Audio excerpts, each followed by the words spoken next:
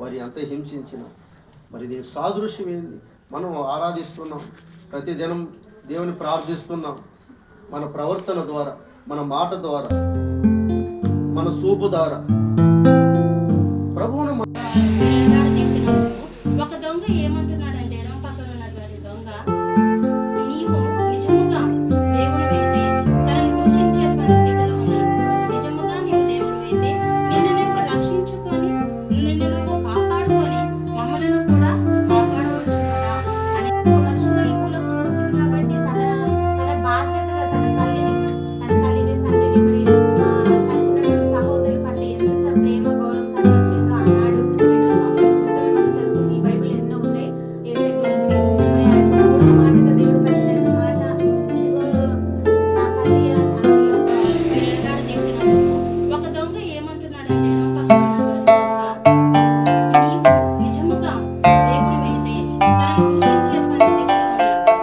నిజముగా నీవు దేవుడు అయితే నిన్ను నువ్వు రక్షించుకొని నిన్ను నువ్వు కాపాడుకొని మమ్మలను కూడా కాపాడవచ్చు కదా అని. ఒక మనిషిగా ఈ భూలోకంకి వచ్చింది కాబట్టి తన బాధ్యతగా తన తల్లిని తండ్రిని మరి తనకున్నటువంటి సహోదరుల పట్ల ఎంత ప్రేమ గౌరవం కనపరిచిండో ఆనాడు 2,000 సంవత్సరాల క్రితమే మనం చదువుకున్న ఈ బైబిల్ ఎన్నో ఉన్నాయి యేసయ్య గురించి.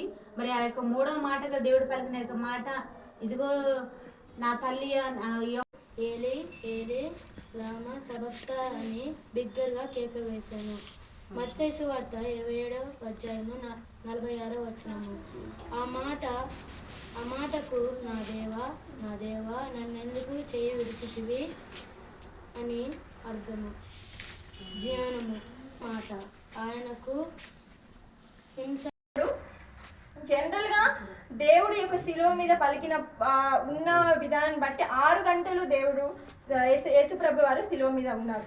6 గంటలు అంటే మనం ఒక అర్ధ గంట 10 నిమిషాలు ఎండలో ఉండడం అనేది చాలా ఇది. 6 గంటల సమయం అంటే రమారమి మనకి మధ్యాహ్నం 9 నుంచి స్టార్ట్ అవుతుంది 3 వరకు, అంటే 6 గంటల సమయం మనకు అవుతుంది.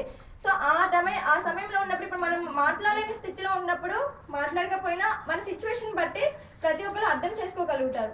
కానీ దేవుడు ఈ మాట ఖచ్చితంగా పలుకుతున్నాడు, నేను తప్పికొనుచున్నాను.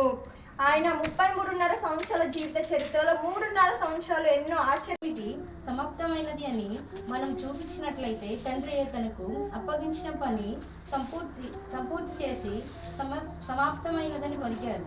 నశించిన దాన్ని వెతికి రక్షించుటకు మనుష్య కుమారుడు వచ్చెను అని వ్రాయబడి ఉన్నది. అయితే ఏమిటి నశించినది?